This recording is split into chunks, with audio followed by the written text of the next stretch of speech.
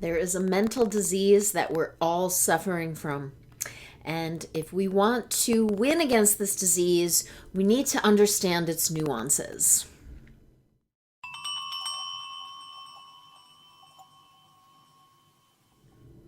Hi, I'm Farah of Tibetan Healing Movement, and today I'm going to talk to you about laziness.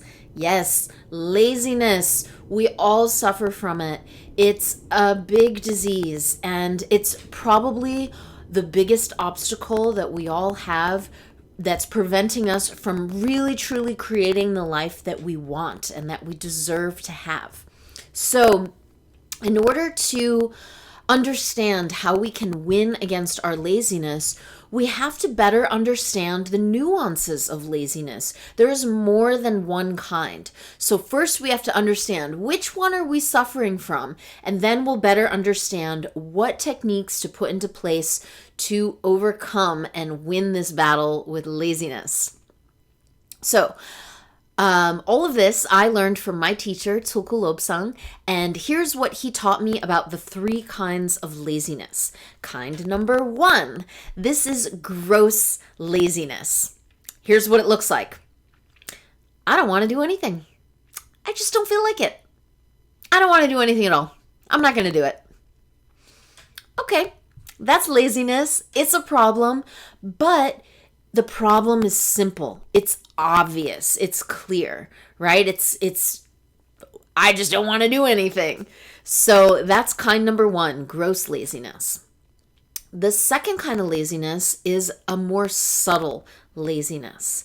This is the laziness that says, I'm going to do that later. Yeah, I'm going to do it, but I'm going to do it later. This is a more intelligent kind of laziness. There's a rationalization that's happening here. Maybe we tell ourselves, I don't feel that focused right now. Tomorrow morning, I'm going to be more focused. I'll do it better tomorrow. Or I just don't have all the pieces in place. I need to figure things out a little bit better. This is like a kind of perfectionism, that kind of procrastinating. So this subtle laziness has an element of rationalization or intellectualizing. Now the third kind of laziness is the most challenging. This is the great subtle laziness. And this laziness looks like being really busy. You're doing other things. So this is a hidden kind of laziness, both to yourself and to others. You don't look lazy. The perception is that you're doing a lot of stuff, and maybe you are. But the thing is that this is a problem with priorities, right? Are we doing the things that are most important to do to get us where we need to go? So this great subtle laziness is really complex, and it's a little bit sticky and hard to pin down. The way to understand this laziness and to overcome it is to really look at our priorities and our values. And that's something we all need to do anyway. And you know what? I'll leave that as a subject for another video. But the idea here is to really look at what kind of laziness do you most suffer from? Is it the gross kind of laziness? I just don't feel like doing anything. I'm not going to do anything. Or is it the subtle kind of laziness? Yeah, I'm going to do that later. I'm going to do it, but later when I have these other pieces in place or when my mental state is different.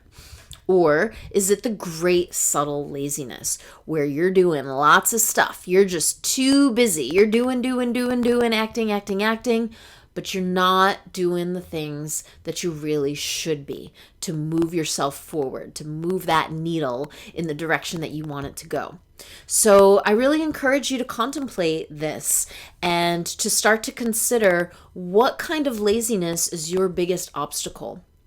And we'll talk in a future video about different methods for each of these lazinesses that you can apply. But let's be clear that laziness is a really big problem, and we all have it. It's a human thing.